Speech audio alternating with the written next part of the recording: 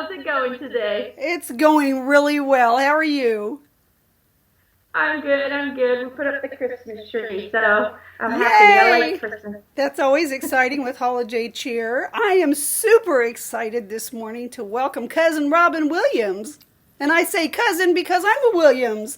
Hi, Robin, and hi, Adam. Love you guys so much. Thanks so much for coming. If we were in a culture where the children took the mother's name, he would be Adam Williams. So you're hanging out with cousin Robin. Anyway, he's very much like Robin, where they were very deep people and they acted goofy, but they were very deep and they were really very serious. You know? Right, right. They just their energy does feel very similar, and it's the only thing that I feel is different is that Robin, to me, feels like a freight train.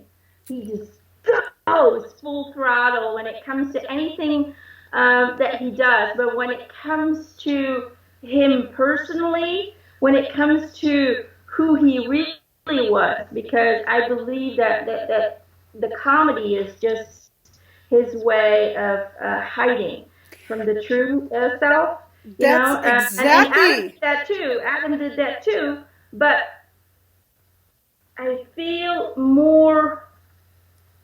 It's almost like Robin would take it almost to the crazy level, like the energy just went like right up. It was right there between, going mentally insane and being sane. It was just like right there on the edge.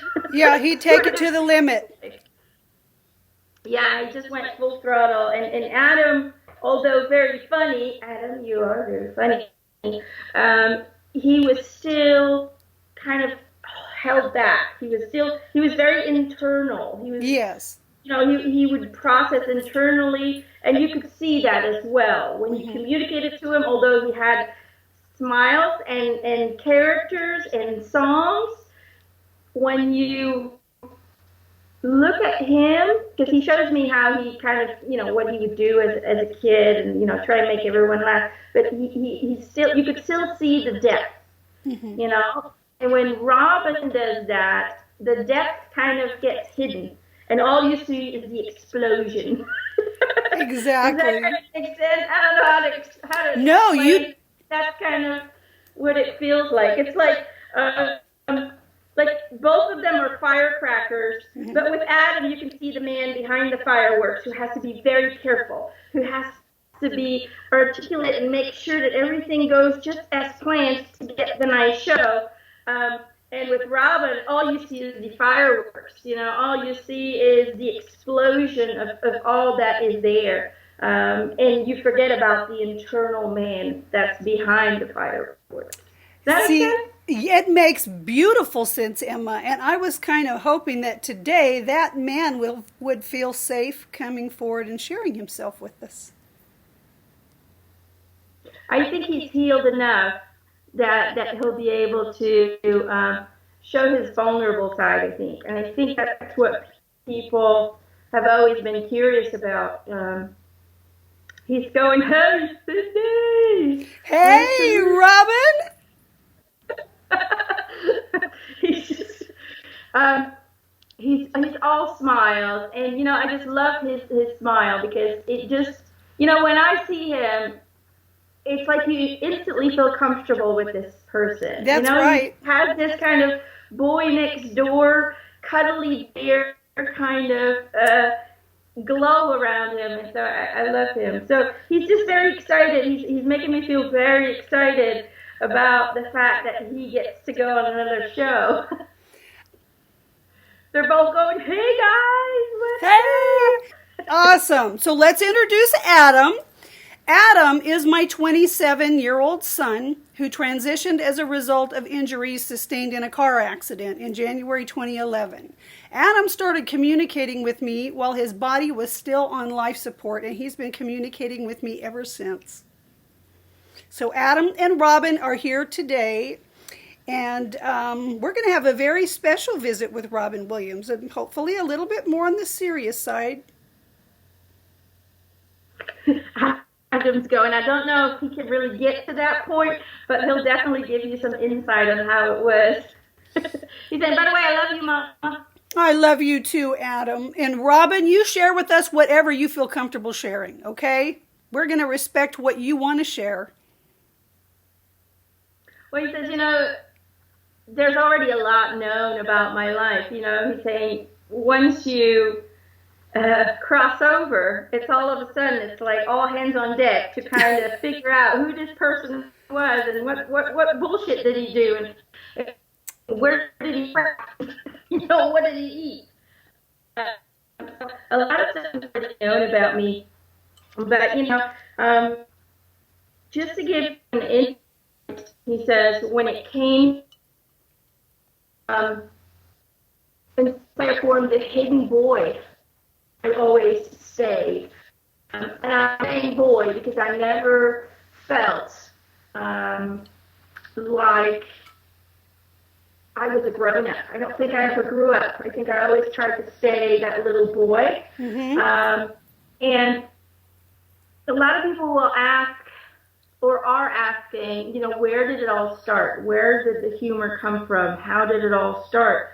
And really for me, being funny, doing sketches and silly faces, it just came very naturally because I felt a lot alone.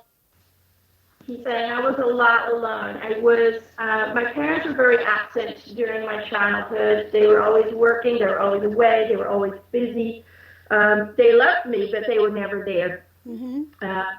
And so I was pretty much raised by a maid. And that was my only company that I had. So my parents were wealthy. Okay. I grew up in very comfortable circumstances.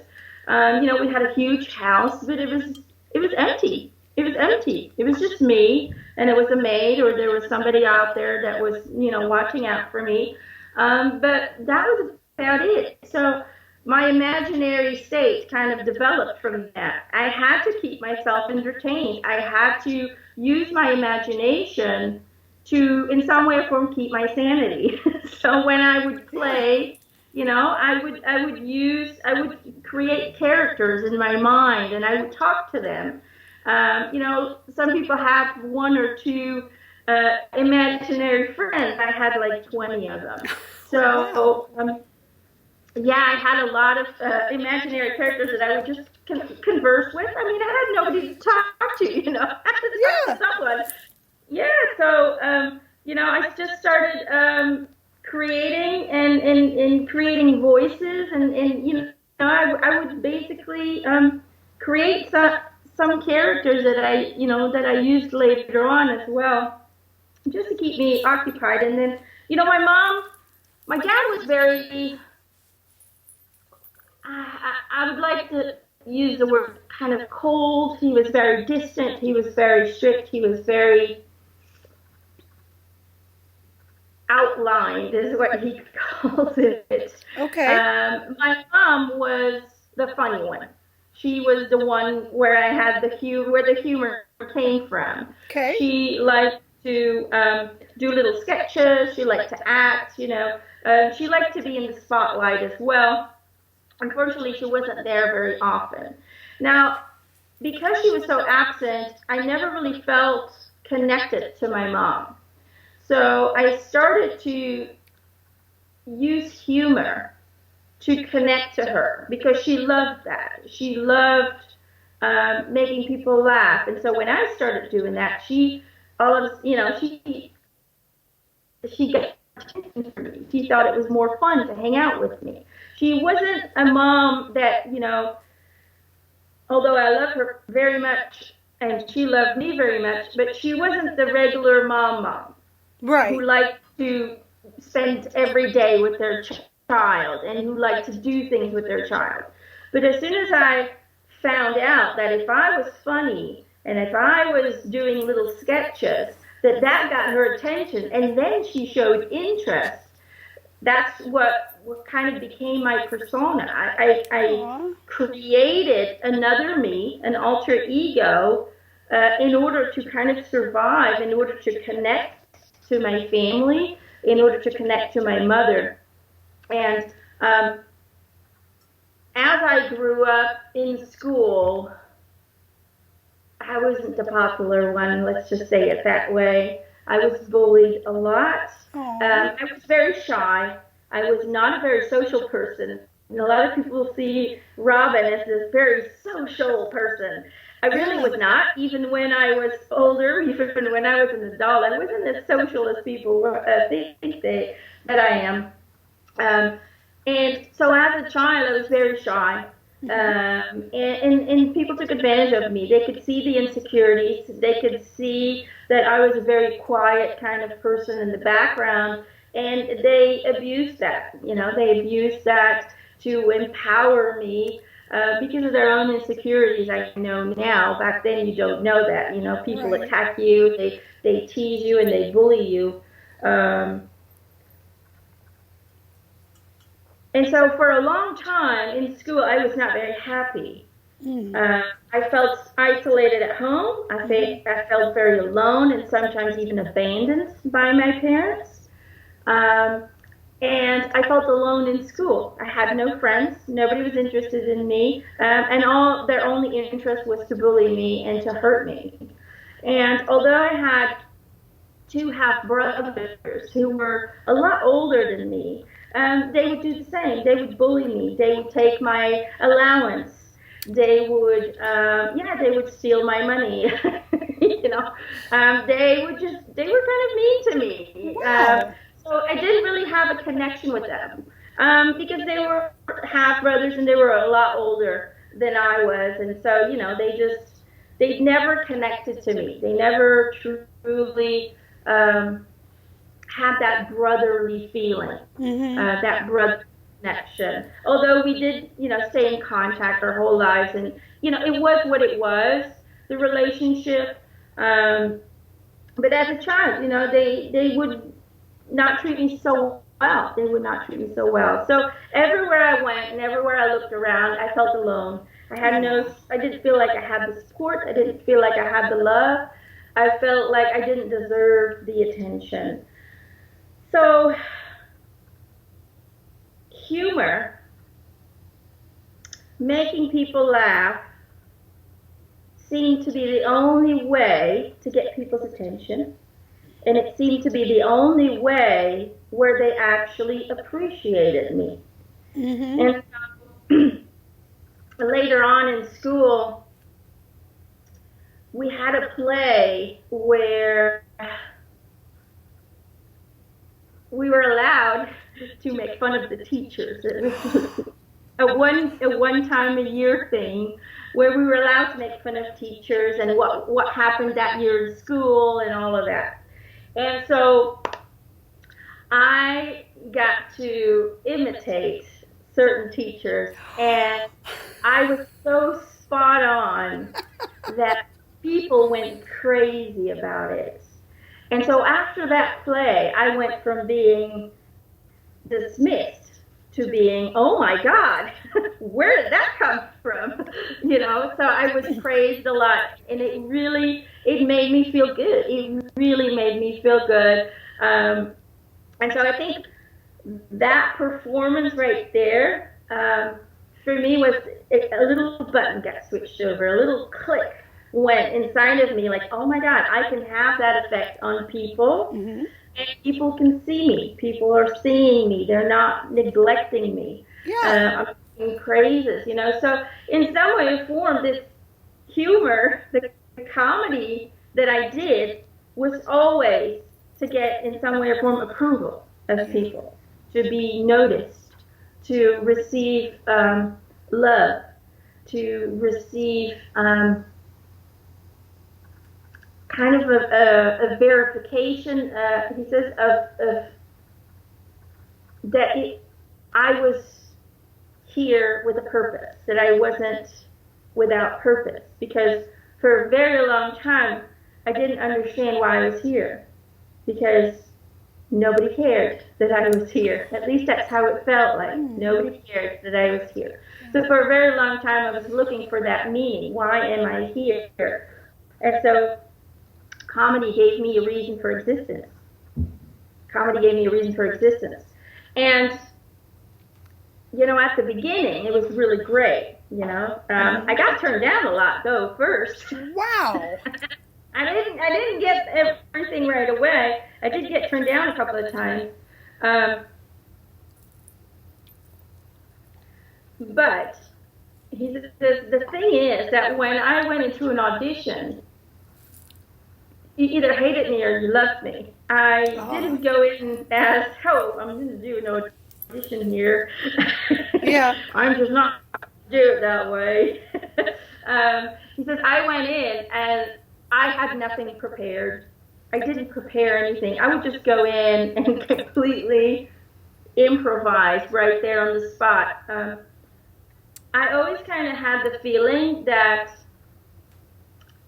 I wasn't alone. My imaginary friends kind of stayed with me for a while. Yeah. I just felt like they were saying, just do your thing, you'll be fine. I always kind of had that in my head, just do your thing, you'll be fine. And so that's what I did. So I was never big on planning, and I was never big on studying lines. I would improvise, I took improv classes in school. I got accepted in Juilliard, but they even said in Juilliard, we can't teach you anything because everything here is so structured, it's just not you. So after 2 years, in some way or form, they kind of said, you can leave because we don't know what to teach you. We can't teach you, So it was just kind of like, oh, okay. And so I went into, I tried into stand-up comedy where you just kind of show up and you just take it from there. Sure. But the thing is that as soon as the success started, which started with Mork and Mindy, I did a few things before that. But Mork and Mindy is what made people really notice me. Right. It just went skyrocket real fast. It just went like crazy. Just blew up. Yeah, it was just a big explosion that, I don't think anybody is ready for that. Yeah. You're just starting and you get invited to a show doing a side role. I mean, it's just a little side role. Right. Didn't it start out as a guest episode on Happy Days where you played Mork? Right. Yeah. Right. It started out as just a side role, and he said, people loved me so much that they made it into Mork and Mindy, the show. Yes. And my favorite, by the way. He's saying after 2 weeks, it just blew up. Yeah. It went worldwide after 2 weeks. Yep. And he says, when fame and success hits you that fast, and I wasn't stable within myself, I was very unstable because I didn't have the self-confidence that people think I did. That's a mask. Yeah. That is hiding. I was very insecure of myself. I still had abandonment issues. My whole life, I was terrified of being abandoned. I was terrified of being alone. That never went away. And so there was a lot of, I would put a lot of pressure upon myself to constantly perform. And let's just say that when it comes to Hollywood, as soon as you hit that, oh my God, you're famous kind of thing, they throw all kinds of shit at you. They throw all kinds of shit at you for free. And so... Oh, all kinds of shit being drugs? Drugs, alcohol, parties, women, everybody throws themselves at you. And at first you think, yes, people love me. That's the first reaction that you have. But you soon find out that they don't love you for you. They love you because you're famous. They love you because you can do something for them. And so when it came to women in that aspect, I kind of let myself go. um, and I always got disappointed. I always got disappointed, unfortunately. Oh. But I disappointed a lot of women too, so it's kind of a win-win thing. But really, he's saying being a stand-up comedian is really just cheap therapy. Yeah. It's really cheap therapy. Um, You can tell the truth and people laugh. right. It is a survival. Yep. It's a way of survival, he says, and it doesn't cost anything, and you get laid a lot. So I hear. But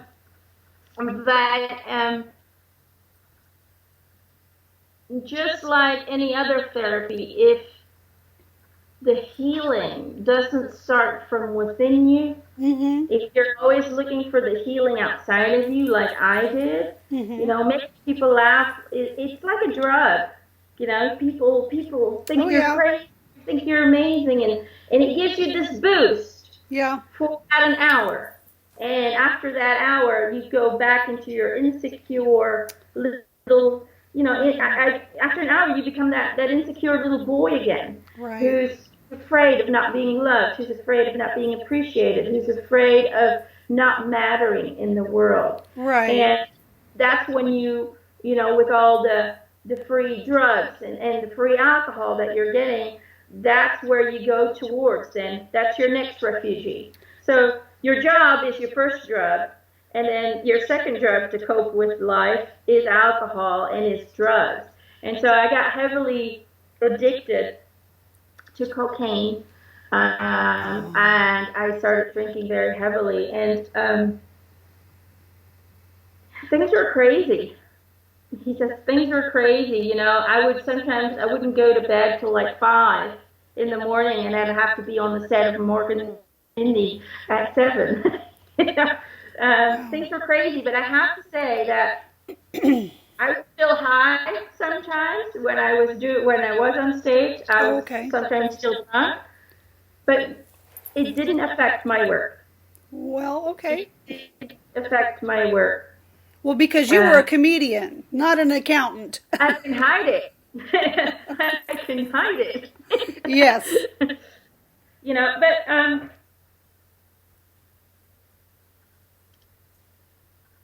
when my friend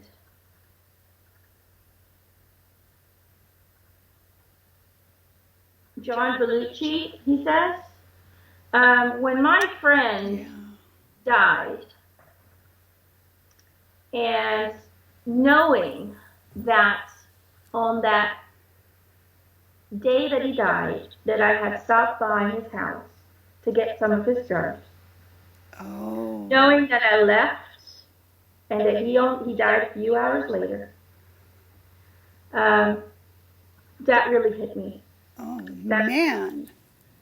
He was a very close friend of mine. He was going through similar insecurities. He was going through, he also used humor as a way to escape reality. Mm-hmm. And so in some ways, I felt really connected to him. Like he understood me and I understood him. So I felt really close to him. But when he passed away, that was really a blow. And it was in some way for an eye-opening. Mm. And I could go into rehab after that. The problem is that what rehab does is it helps you to get off the drugs. Mm-hmm. They give you some therapy. Okay. But it takes a lot more work to heal what is broken inside Right. than just a few weeks or months in therapy. It'll take years, it takes years to get to a place where you find self-love and where you find stability and peace within you. And so from then on, my life was I experienced it as a roller coaster. It had ups and downs, Mm. and I would go off and on drugs, off and on drinking.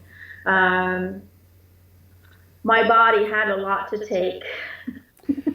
Let's just say that I didn't treat my body very well. Yeah. Uh, and so going through several divorces, he's showing me two, um, not because we didn't love each other, but because my addictions became too much for them. They couldn't handle living in the constant fear of whether or not I'd still be alive tomorrow. Oh, gosh.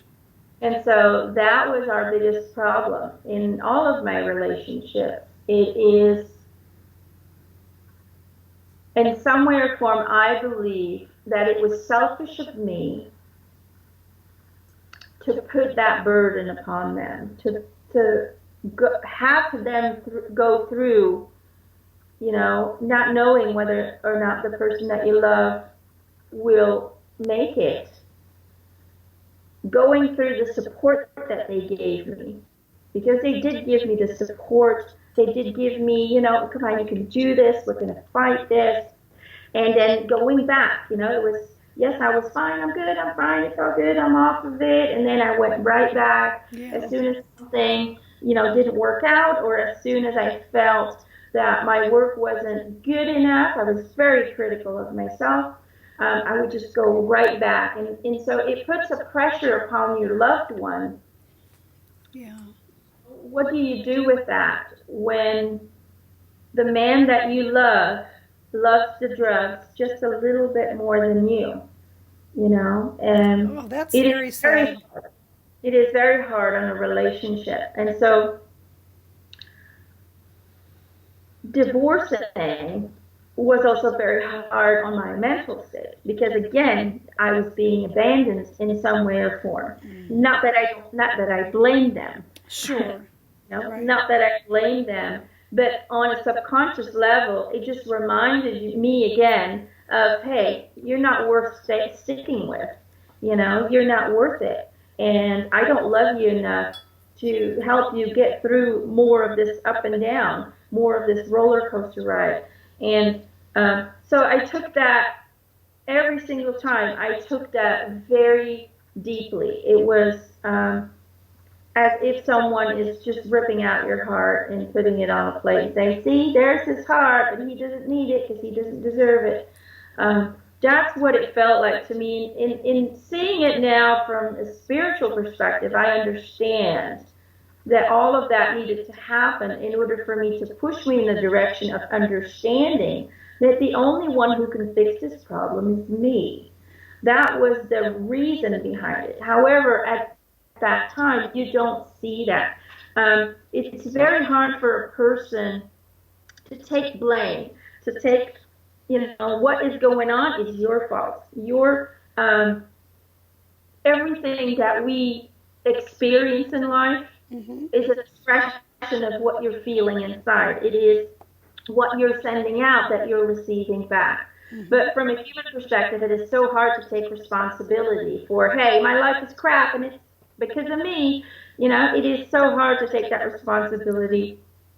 And that was why it happened. I understand that now. But at that time, again, you got several blows, several abandonments again, and it just added to the depression, and it added to the feeling of loneliness, and it added to the feeling of not being worthy to be Right. loved.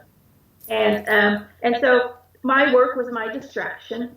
Whenever things like that happened, I would kind of basically force myself into work. I would again go crazy and go full blast, full throttle. I would just throw myself to get away from everything. And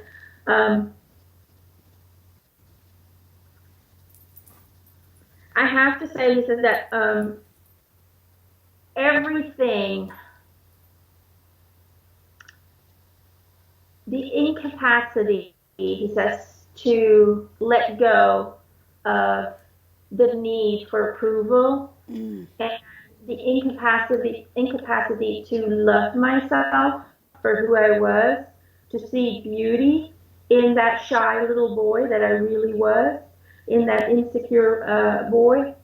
Um, all of that led to the destruction of my body. All of that led to my heart failing.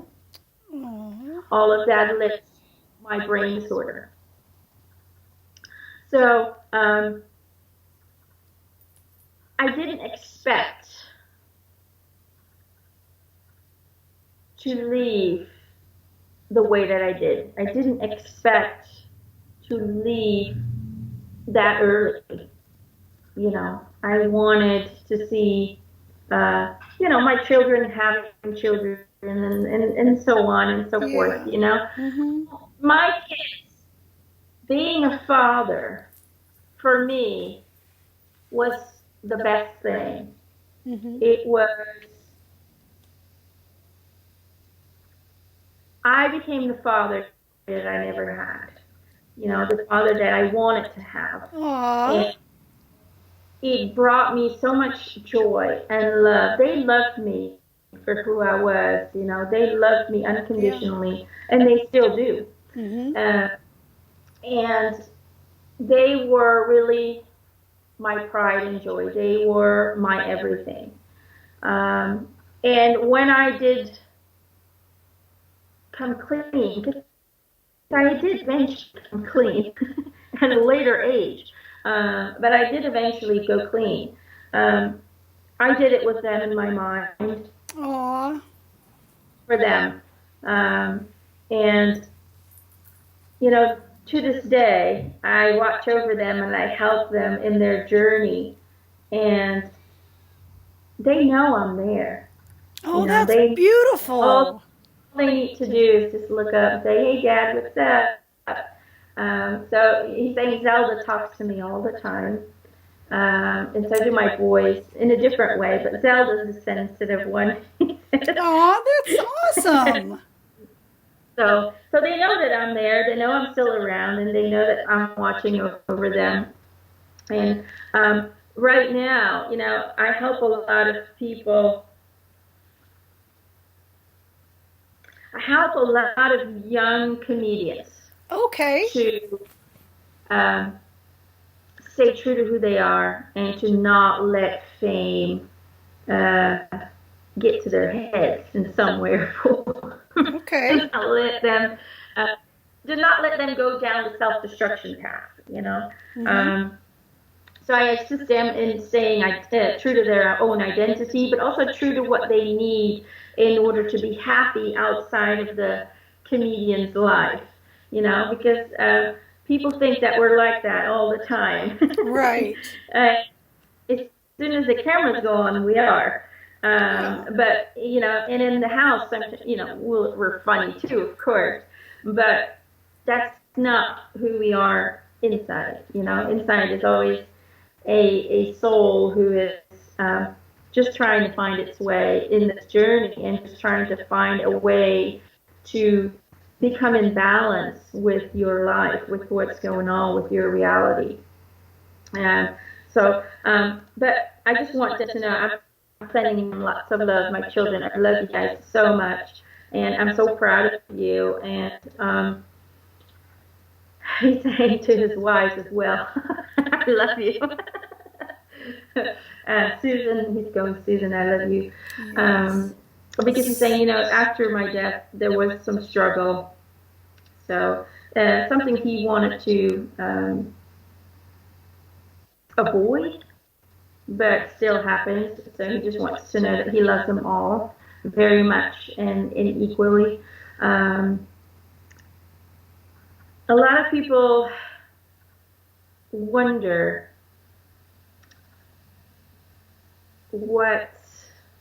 what happened, he says. Why did I choose to leave? He says, in a way, it was a choice, and in another way, it wasn't. I felt like I didn't have a choice because I didn't want to end up a burden. Mm-hmm. I didn't want to end up not knowing who I was anymore. Mm. I wanted people to remember me how I was. I didn't want them to remember this shadow that I had become. Mm-hmm. Um, saying my brain, saying my whole attacked my own brain, and the result was what doctors thought was Parkinson's. What I really had was dementia. And so I started getting a lot of tremors in my hands, couldn't keep my hands and my arms still. I started forgetting things. I started to see things that weren't there. And that scared me. Oh, I can imagine. You know, our connection went really fuzzy at the part where you said something attacked your own brain. I think it sounded like you said your body attacked your own brain. Is that what you said? No, he says my lifestyle Your attacked my lifestyle brain. attacked your brain. Okay. Right, right. It is the drugs, the alcohol, the negativity, always attacking myself internally, always criticizing myself, the fear, the constant fear that I lived with. Um, it does something to your body. It really, the mind destroys the body. It's as simple as that. Um, my my fears never went away. My insecurities never went away. I just didn't know how to address them. I didn't know how to fix them. And I think a lot of people out there are in that same state. Like we know it, Yeah. but how do you change your feelings that are so deep, rooted inside of your heart? Exactly. You know, How do you do that?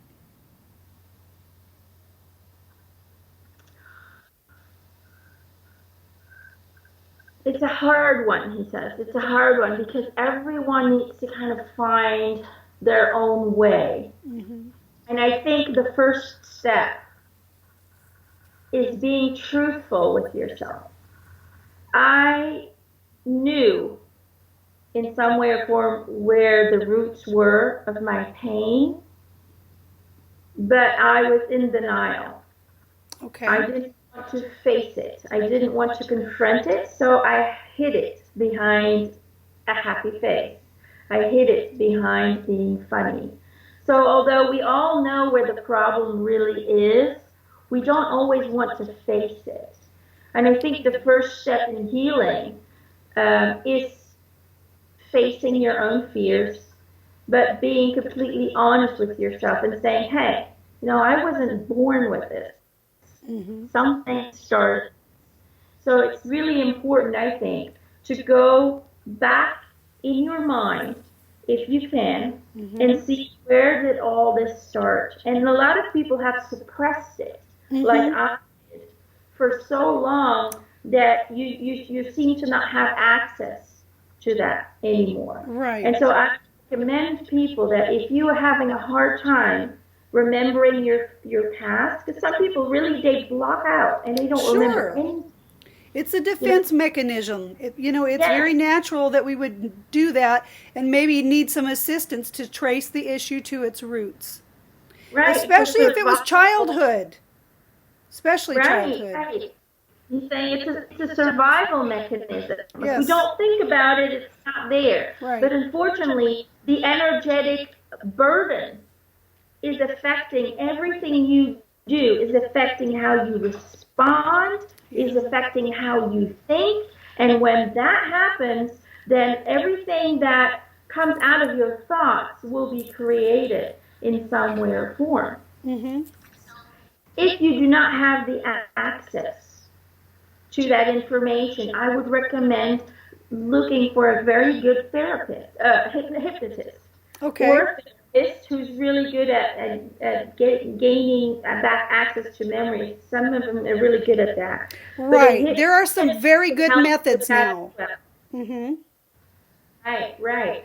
So if you can't do it by yourself, then you go and you look for someone who can help you retrieve those memories so you can heal them. Running away from them and hiding and closing your eyes towards them, it won't help you in your future. You have to look at it straight on and say, you know what? You're my demon and I'm going to eliminate you because I deserve all the love and light there is.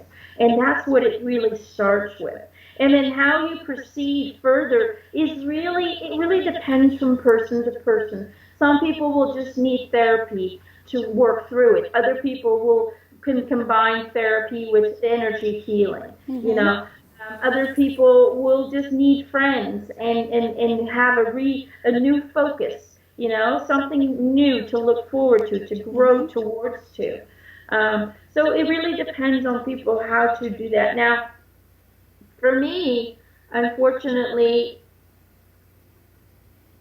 not facing the root of the problem, understanding that this fear of abandonment was completely not necessary, because understanding that you are here for your own life, you're here for your own personal journey, and your parents are really they're just spectators on the side. They're just here It's to true. raise you to get to a certain age where you can take care of yourself. Mm-hmm. But honestly, some people, and I was one of them, you hold on to getting confirmation, like you hold on to the need of getting the confirmation from your family. Hey, you're doing good. Good job, you. Right. Getting praises, getting the affection, getting the love, getting the attention. Sometimes people hold on to that so tightly that everything they do in their life is in function to please your parents, is in function to please the family, is in function to please friends. But what they want and pleasing themselves becomes obsolete. And when we do that, we lose ourselves and we lose the the the source of why we're here in the first Yeah. place. And that's why people really feel separated. They're doing everything to please another, but they're not pleasing themselves, and that separates them from their own source. That Mm-hmm. separates them from their own path, the energy that is here to help you. They basically step off of it and say, I'm living here for everyone else. you know it is important, he says, to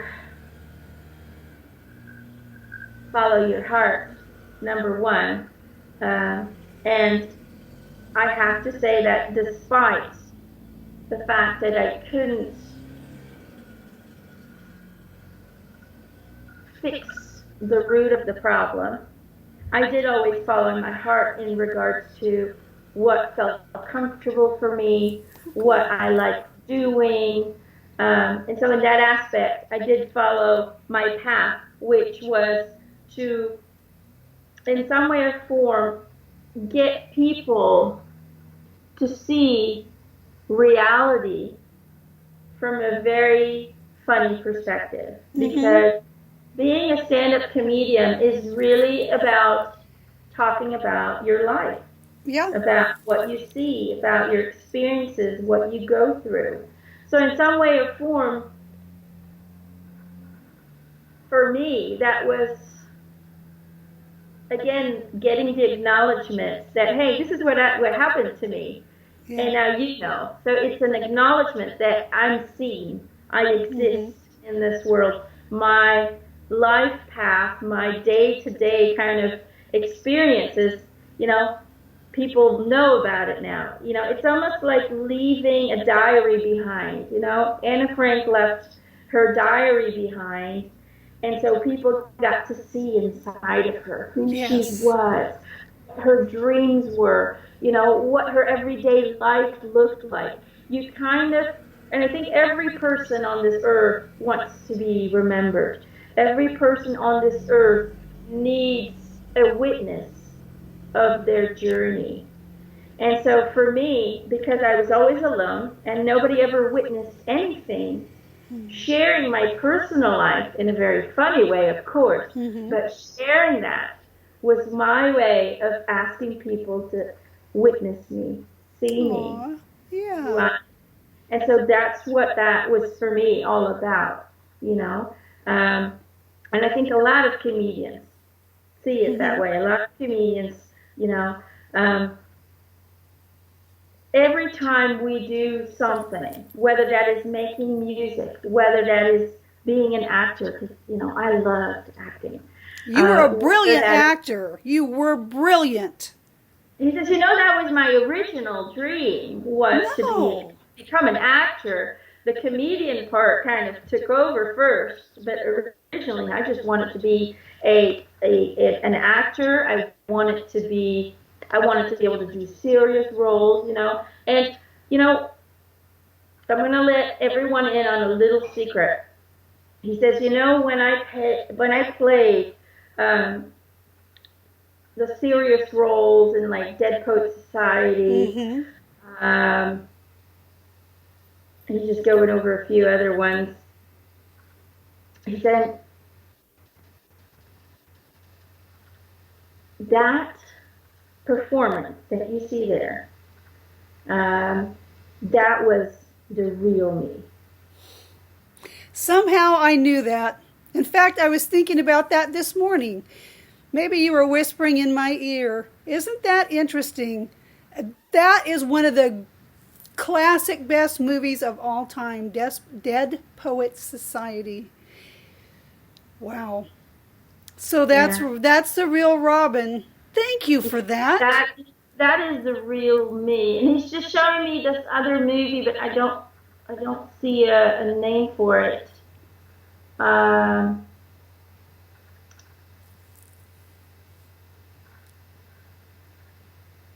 he said they got an award for it. Okay.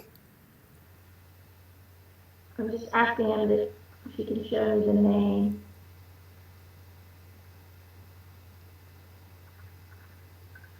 He said it was only a side part, but I think he's showing me Ben Affleck and I think Matt Damon, I think. That's isn't I'm not that really Dead seeing Poets names. Society or is that a different one? Oh, I got it. Good Will Hunting. Oh, that's right. Yeah. Okay. He just showed me a hunter. So I'm just thinking, You guys are that's what playing I got for the charades. Good Hunting. Right. Nice See, job, they Robin. know they like to use visuals. Um, like sometimes if I get a name and his name's Peter, they'll show me Peter Pan, or they'll show me Dorothy from The Wizard of Oz, and then I know it's Dorothy. Um, so he says in that role, Mm-hmm. what you're seeing right there is how I felt at that moment. It is a person who has lost the love of his life, and that is how I've always felt. Oh. That I've never had the love, not the love of my life, not in regards to my wife, but I never felt that unconditional love within. And so when you look at that movie, that's not me acting. That's me being me at that moment. And I Oh, think that's wow. why a lot of people connected to that part, in the movie where I come in. They really, if you look at that, you will instantly feel that I'm not acting. That is how I feel at that moment. And, you know, doing the funny roles was it is energetically draining. Oh, yes, People would comedy's say, hard work. yeah, and say people would say that, oh, he's always full of energy and he's this and he's that and he just keeps on going, and I did. But when I was alone, that was hard. It's hard to reboot after a movie where you're constantly having to be funny. So I actually preferred the more serious roles, believe it or not. Okay. Because in some way or form, I didn't really have to act. I just had to tap into who I was and how I felt on a daily basis. So it was, a lot of people will say the serious roles are the hardest because you got to get all your emotions in there. For me, that was a way of being me. So it was a forum for your inner reality.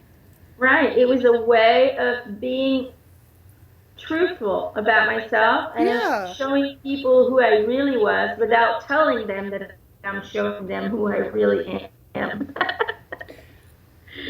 You see, I always kept it hidden what was really going on. I always kept it hidden, and my friends, of course, knew about about the drug abuse and the alcohol and the problems and the marriage and all of that and the insecurity, but only a very small amount of people knew the real me, knew who I really was. Some of my best friends were Whoopi Goldberg, and he's giving me somebody else. Hold on. Who is that?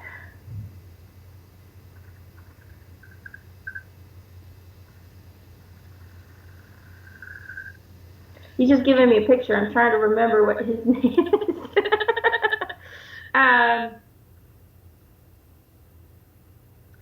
He said it doesn't matter. They know who I'm talking about. But he's showing me how the three of them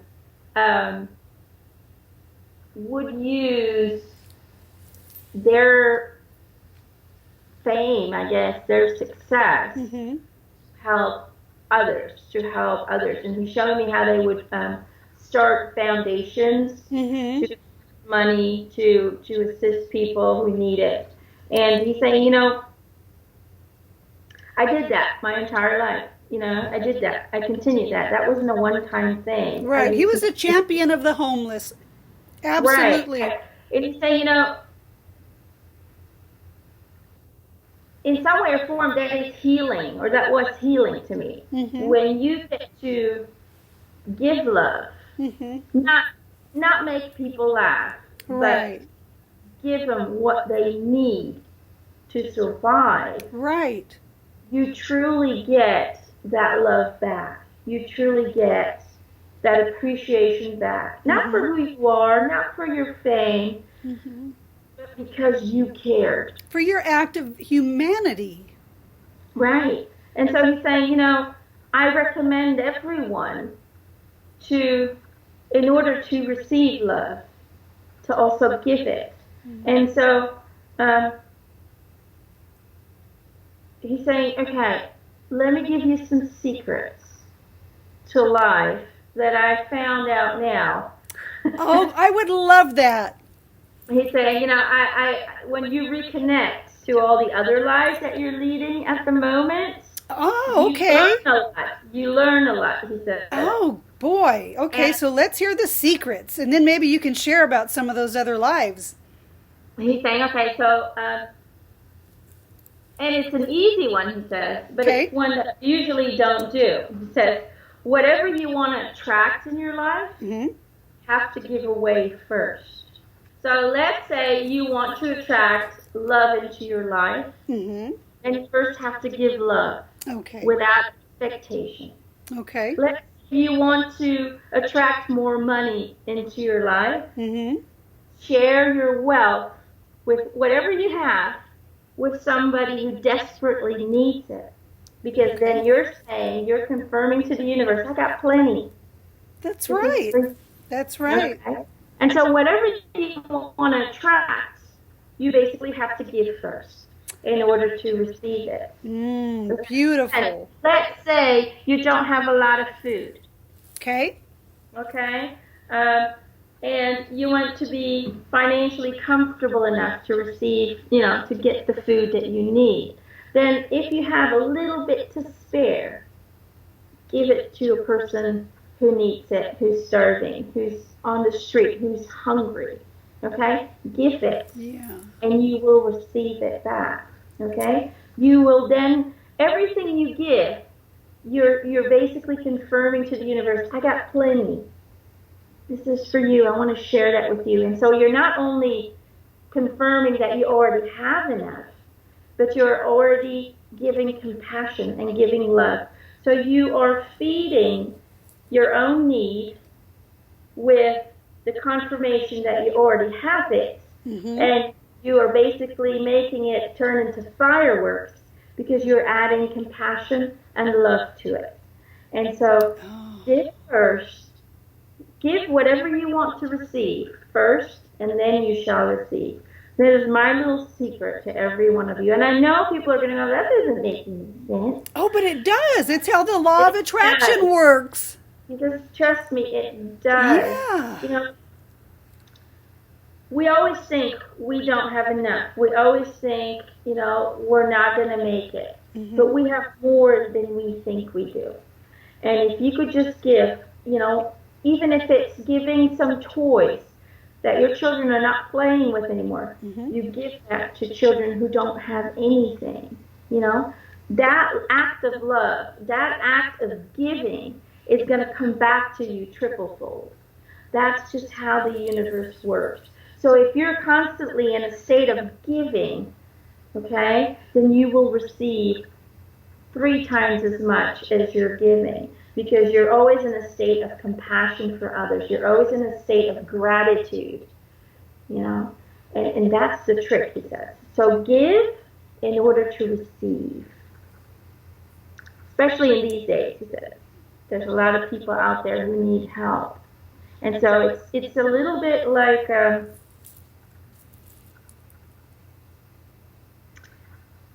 he likes to pay it forward too. Oh, absolutely. Right? When Yes. you do something for another person, you don't expect anything back, but do something for another person. If everyone in the world would do that, we would all be a lot more connected, and we would all be a lot more loving towards one another. So it's all about giving. Give and you will receive is not something made up. It has to do with the energetic vibration that giving sends out to the universe, Right. and you will receive all of that back, only so much bigger than you expect it to be. So that's my biggest secret, he says. Biggest secret. The biggest secret. It is so simple. It is so simple. But why is it so hard for people to give something? Why do we cling on to everything, like everything, it's mine, it's mine, it's mine, it's mine, it's mine, it's mine, it's mine? When you want to receive love, give love first. That's what it's about. So let go of the need to possess the materialistic satisfaction around you, and replace it with the satisfaction of feeling good about yourself because you are giving it to someone. That's where the Buddhist view comes in. That's how they see it. You have to give in order to receive. Whatever they can, even if you don't have much yourself, if you just give a tiny little bit to someone who needs it, then you will see that you will be rewarded for that. You will get that back. So when it comes to the Christmas times, it's always been a special time. I love Christmas, he says. Aww. It's just a time where people, for some reason, become more willing to give. And I hope that one day we get to a point where we can do that all year round, where we can share that love and that compassion and um, the smile. Because when it's Christmas, everybody walks around with a smile. It's, of course, not in the, when we're trying to shop and everybody's trying to fight their way through the mall. But there's something about the energy that affects people on Christmas. Yes, People feel more joyful. they do. Why? Because the world kind of becomes a little bit more prettier with the lights, and people get into that festive mode and they get into the family connection again and they get into the compassionate and sharing mode again. And when that happens, that energy releases itself into the atmosphere and it affects every single one of us. It And that's why does. we feel instantly better Right. in this kind of time. Mm-hmm. But I think that we can do better. I think that we can do that all year round.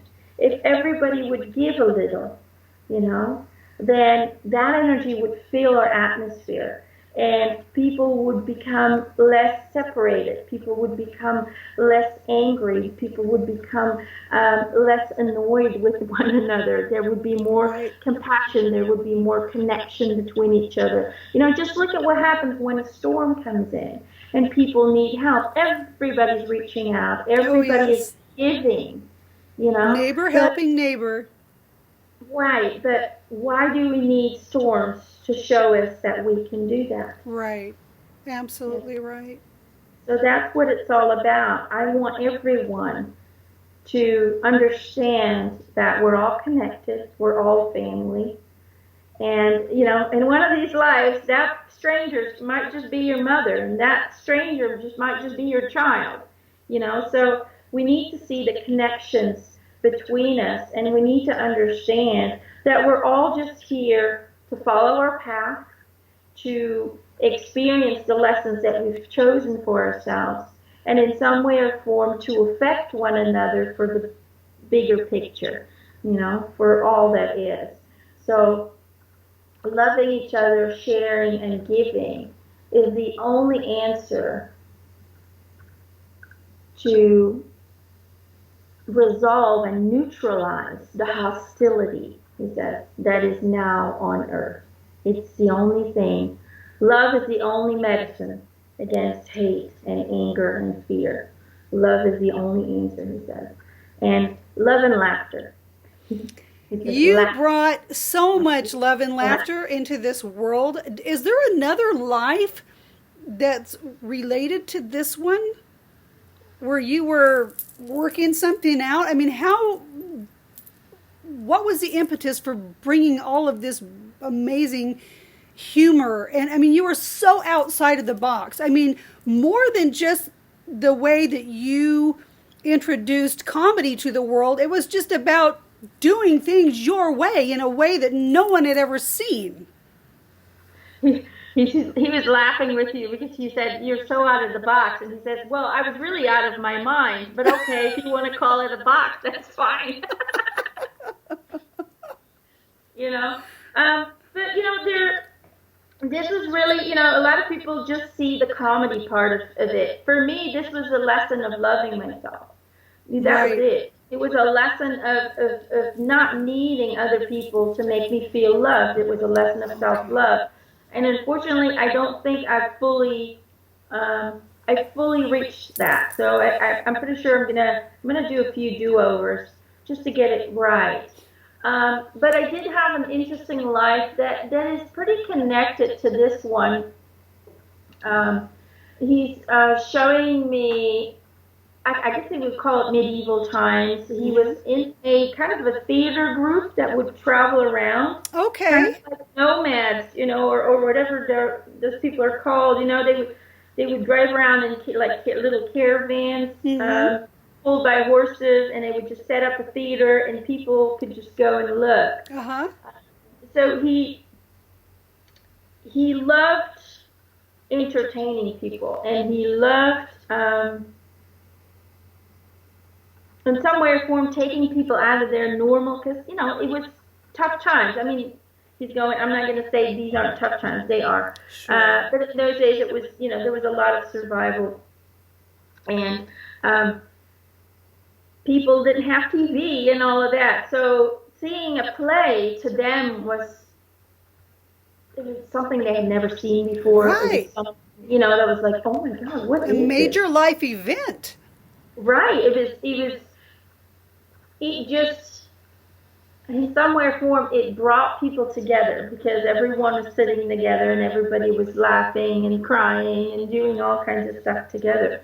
And these were times, he says, where people didn't do much together. It was all, everybody had to work hard and survive and Right. all of that.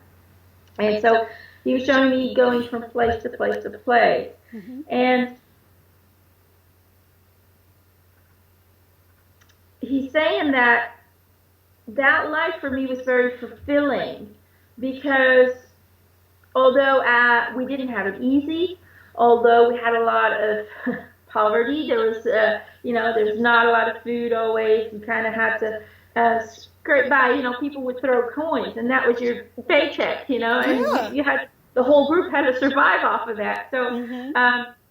it was really a survival mechanism, but it was fulfilling for me because I loved what I did. I loved the people that I was with. It was like one big happy family.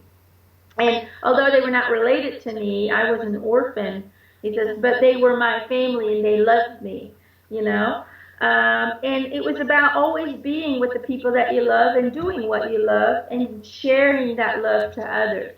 So although it was hard, although we never knew whether we were going to eat the next day or not, it didn't matter because we were together, we had each other, and we did something that we all loved doing that brought wonder to people. That Mm-hmm. people, oh, it's like seeing Jesus appear right in front of you. He says, he's saying it's like reindeer parading around in bikinis. I wasn't saying that, but with their little thongs, he says, parading around in front of Santa. Uh, but yeah, he said, it just brought. It was a hard life, but a fulfilling life because it was all about family. It was about love. It was about connection, and it was about passion because I was very passionate about what I did.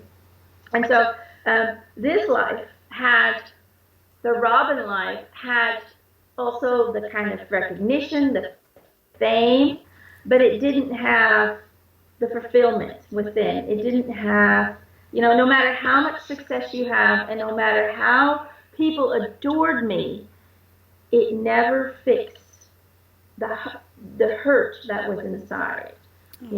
I needed to do that on my own. And so in some way, this was kind of, the mirror image of it. In this one lifetime, I was full of self-love, full of family connections, and I loved doing what I did. In this life, I loved doing what I did, but it came with an emptiness inside.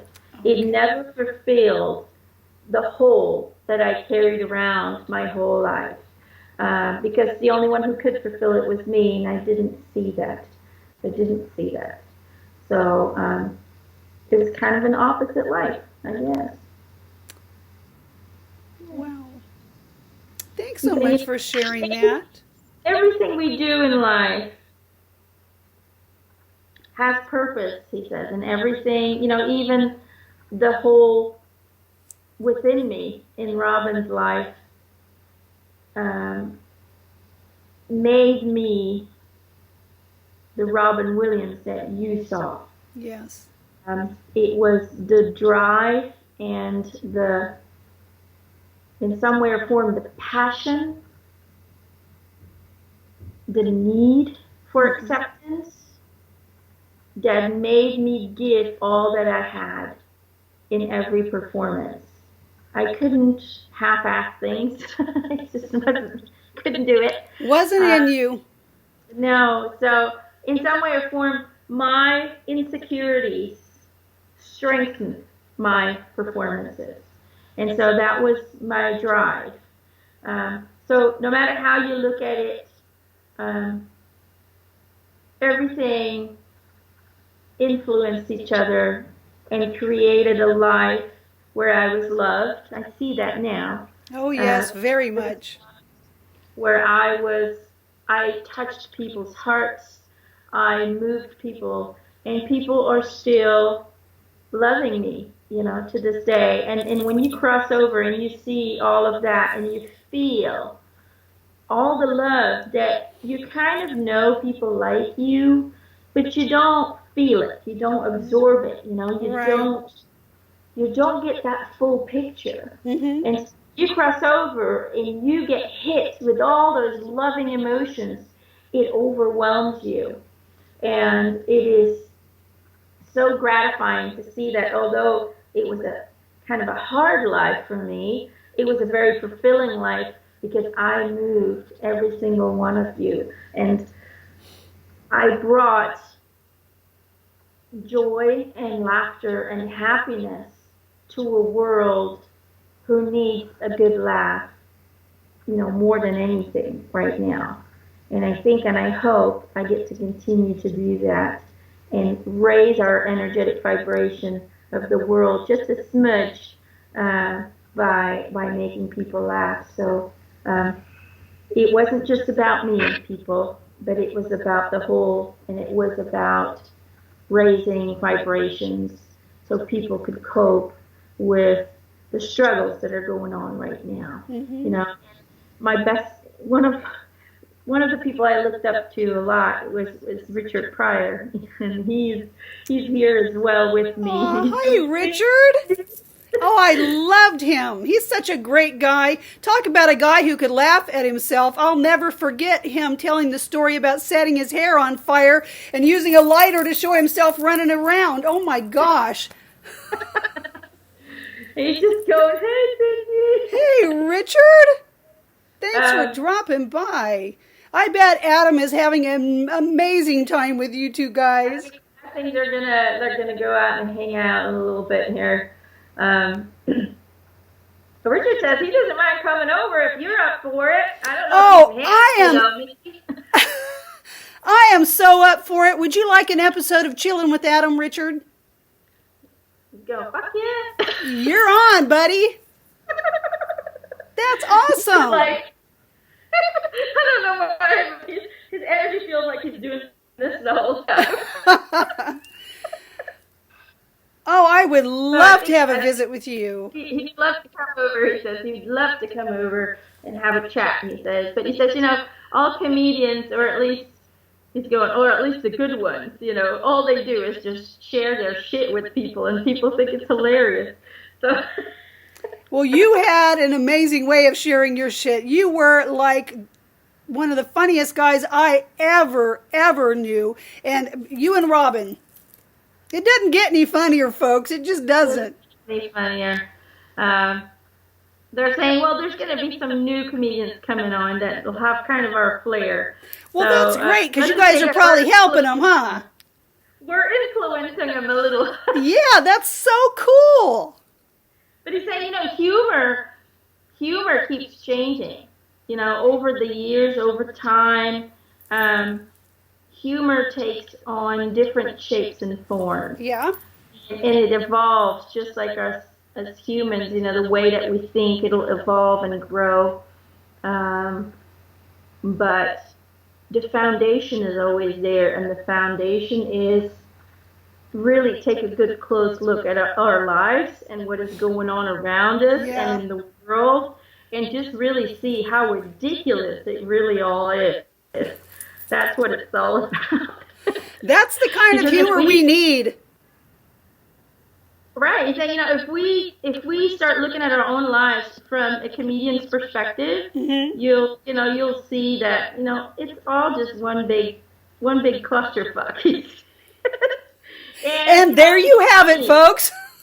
He says, it's funny. He says, it's funny because a lot of times we don't even realize how ridiculous we are or how ridiculous we act. Just Yeah. I always like to ask them, what do you think of my boy, guys? They're saying amazing, and you should be very proud. And he's saying he's getting kind of popular over here, so he might just get a few girlfriends. Oh, well, I'm sure he wouldn't mind that. um, no, they're just making fun of him. They're saying, "Oh, he's just a little nugget in a big pond." He says. Um, let's just say that he, in some way or form, is creating a connection, a connectiveness between two worlds. And it is that connection that will continue to grow and evolve into a better understanding that we just transition, we don't die. And so in that, he is part of a, let's just say it's all for the bigger picture. It's part of the evolution of mankind. And so we just really appreciate that he wants to be that face and that he wants to be that, how would you say it, that spokesperson. You know, he's the spokesperson of the dead. I We'll love it. call He's that. he's the spokesperson for We're Still Here. Basically, for hey, school job, we ain't dead. Well, He said they're just saying he's great. He's great. He's funny. He still has a lot to learn when it comes to being a comedian. But we're gonna teach him the tricks, and we're gonna teach him how to do it. We'll take him under our wing, Cindy. They say we're gonna take him under our wing. We'll go see Gene Wilder as well while we're at it. So we're gonna go and hang out and share. We're gonna share our journey with him. So I'm a little envious, guys. When I get over there, can I hang out with you too? Oh, hell yeah! You're going to be so famous by then. All the dead people are going to want to hang out with you. Oh, I just want to see my friends. I don't care anything about famous. I know. But isn't it cool, though? You're all my friends now. Yeah, everybody's your friend and everybody's your family. So I think it's really cool. And Adam's going, Mom, you get to talk and experience, everyone that you've ever adored or were curious about, and you could just say, "Hey, you want to hang out? You want to kind of experience? You want to share? It's some way from we're sharing." And it's just, there's this unconditional love and peace here. So you'll never get a no. That's the good part. It's not on Earth. You always get no's, Mom. Here, it's always a yes. I love it. Heaven is Yesville. It is a Yesville all the way, he says. I love it, guys.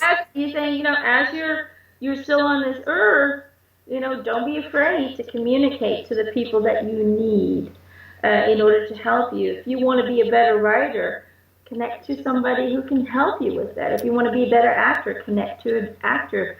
If you want to be a comedian, Robin says, connect to me. Hey, I'll help you out. That's so awesome of you guys.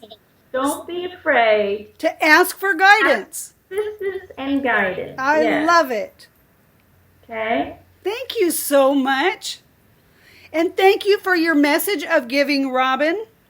It's almost Christmas. Today is December 14th. So we are going to go ahead and edit and air this visit with Robin out of order. We're going to jump you in front of some other folks to get you out there by Christmas. There you go. He says, there you go. Just don't forget to give. He says, don't forget to give, love, and especially love yourself. That's my biggest message to everyone. Love yourself, or nothing will ever feel peaceful, or nothing will ever feel balanced. If there is no self-love, you're never going to feel complete. So start with that, and the rest will just fall into place. I love it.